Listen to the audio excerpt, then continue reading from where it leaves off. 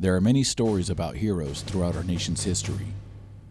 Stories of extraordinary heroism, patriotism, and selfless service. Men and women who fought to protect our country and our way of life.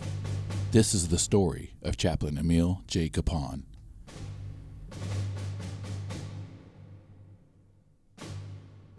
Chaplain Capon is assigned to Headquarters Company, 8th Cavalry Regiment, 1st Cavalry Division.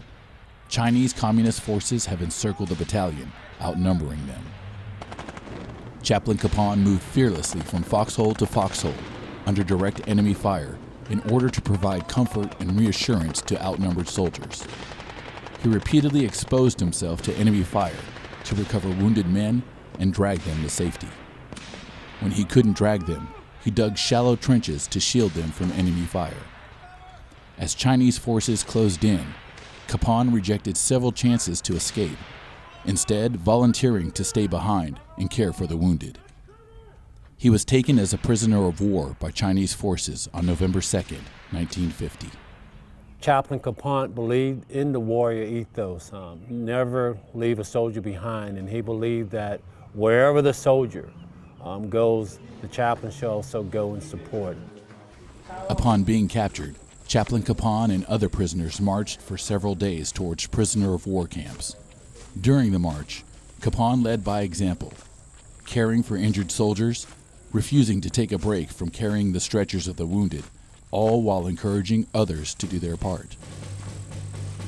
Once inside prison camps, Chaplain Capon risked his life by sneaking around the camp after dark, foraging for food, caring for the sick, and encouraging his fellow soldiers to sustain their faith and their humanity.